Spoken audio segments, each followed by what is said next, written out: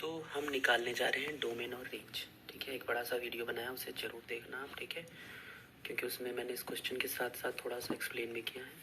हमारा क्वेश्चन है F of X is equal to minus of mod X, इसका domain और रेंज बताना है। ठीक है, तो कुछ क्वेश्चन होते हैं जिसमें हमें सिर्फ क्वेश्चंस की जो हमारे डोमेन या फिर इनपुट जो है वो रख के हम चेक करना होता है कि क्या क्या इनपुट आएंगे।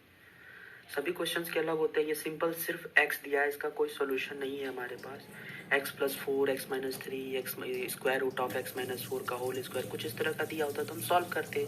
लेकिन जब भी अकेला इकलौता x दिया हुआ होगा, ये फंक्शन दिया हुआ होगा, तो इसमें हम थोड़ा सा अजम्पशंस यूज़ करते हैं। मैथ्स में अजम्पशंस हमारा बहुत चलता है। ठीक है, तो आइए देखते हैं। हम इनपुट वैल्यूज़ लेते हैं, अपनी मर्जी से लेते हैं। ठीक है, अपनी मर्जी से कुछ भी रखते हैं इनपुट। देखिए x की वैल्यू अगर 1 रखी, ठीक है, देखिए ध्यान से, मैंने ये अभी वीडियो में बताया था कि इनपुट जो होता है उसे हम डोमेन कहते हैं, यानी कि the values lie on axis are known as domain. ठीक है, और जो वाई एक्सिस पे होता है यानी कि आउटपुट जो आता है फंक्शन का, वो रेंज कहलाता है।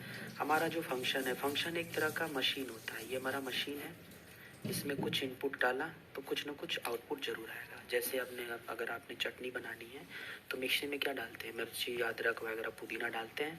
तो क्या अदरक पुदीना और वो लहसुन मिर्ची बस वही रह जाती है क्या? जब मिक्सी ऑन करते हैं तो क्या निकल के आता है? हमें सॉस मिलती है। ठीक है, उसी तरह से ये फंक्शन एक मशीन है।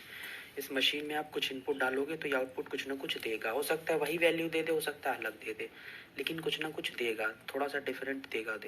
ठीक है, तो देखिए ध्यान से, यहाँ पे जब हमने एक हमारा अज्यूम किया, मान लिया कि हमने 1 ले लिया, तो फंक्शन के अंदर जब 1 रखा, यहाँ पे हमने 1 रखा, देखिए तो हमारा फंक्शन क्या था, ये पूरा फंक्शन था, माइनस अंदर 1 रखा।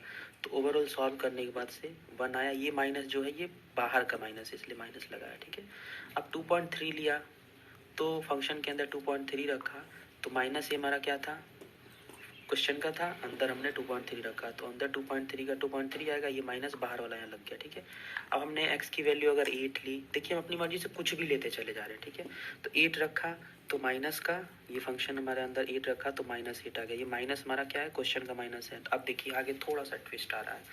अब हमने ले लिया नेगेटिव वैल्यू ले ली। ठीक है, अभी तक हम पॉजिटिव वैल्यू लेके रख रहे थे। यहाँ पे आप कुछ भी रख दो, 100 70 80 कुछ भी रखोगे तो हम नोटिस बस यहाँ पे ये कर रहे हैं कि नेगेटिव वैल्यूज आ रही है। ठीक है, कुछ भी रख सकते हैं हम। ठीक है, अब हम आगे चलते हैं। जब हमने x की वैल्यू -1 रखी, जब हमने x की वैल्यू क्या रखी, -1, फंक्शन में हमने -1 रख दिया, तो देखिए ये तो क्वेश्चन वाला माइनस था। अब मॉड के अंदर -1 आ गया। आपको पता है कि मॉड के अंदर अगर -1 है तो इसकी वैल्यू +1 होती है, लेकिन यहाँ पे -1 मैंने लिखा है, ये माइनस क्वेश्चन वाला है, ये वाला माइनस तो खत्म हो गया, इसको मॉड ने प्लस कर दिया। तो अगर हम देखें तो कुछ इस तरह से ये क्वेश्चन है, माइनस इंटू प्लस निकल के फिर -1 हो जाएगा ना।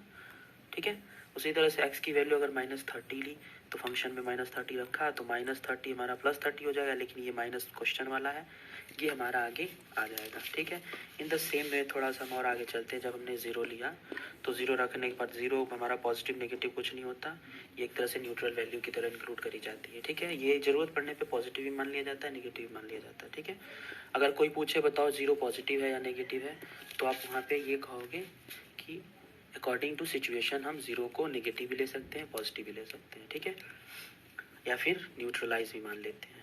तो अब हम आगे देखते हैं। x की वैल्यू अगर 7 लिया हमने, देखिए पॉजिटिव वैल्यू ली, फंक्शन के अंदर 7 रख दिया तो नेगेटिव आ रहा है। हमने अगर x की वैल्यू 9 रखी तो देखिए फंक्शन के अंदर 9 रखा, तो भाई पॉजिटिव का मॉड पॉजिटिव होता है, तो यहाँ पे माइनस हमारा क्वेश्चन वाला है। तो अब देखिए एक चीज़ आप नोटिस करिए, हमने x की अपनी मर्जी से कुछ भी लेते जा रहे हैं भाई।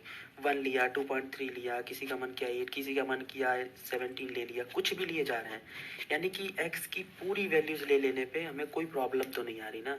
इसीलिए डोमेन हमारा क्या हो जाएगा, होल आर मतलब ऑल रियल नंबर, यानी कि हमारी x एक्सिस ये है और ये y है, तो ये सारी वैल्यूज हम ले सकते हैं x के लिए। लेकिन y जो आउटपुट निकल के आ रहा है, एक चीज आप यहाँ पे नोटिस करिए, सबके आगे नेगेटिव आ जा रहा है। देखिए यहाँ भी नेगेटिव आया, हमने यहाँ पे देखिए ध्यान से पॉजिटिव लिया था ना, तब भी ये नेगेटिव आ रहा है ना। +1 लिया था -1 आया, 2.3 लिया -2 यानी कि देखिए सबके सामने नेगेटिव चीज आ रही है, बस एक 0 को छोड़ के। मतलब हम पॉजिटिव ले रहे हैं तब भी नेगेटिव आ रहा है, नेगेटिव ले रहे हैं तब भी नेगेटिव आ रहा है, यानी कि जो रेंज होगा वो सिर्फ नेगेटिव वैल्यूज होंगी। यानी कि जो हमारा ये y है, ये x है। तो मैंने क्या कहा था, value lie on y axis are known as range, यानी कि नेगेटिव वैल्यू सभी हमारी ये रेंज हो जाएंगी। इसीलिए रेंज को हमने क्या किया, माइनस इनफाइनाइट से जीरो। आप ध्यान से देखो, -1 यहाँ होता है, सॉरी y पे ना -1 यहाँ होता है, -2.3 यहाँ पे होता है, ठीक है। इसी तरह से -8 हमारा कहीं यहाँ होगा। इसी तरह से हमारा आगे चलते चले जाएं तो -30 कहीं यहाँ होगा, यानी कि अगर आगे चलें तो -7 हमारा यहाँ कहीं होगा, -9 कहीं हमारा यहाँ होगा। तो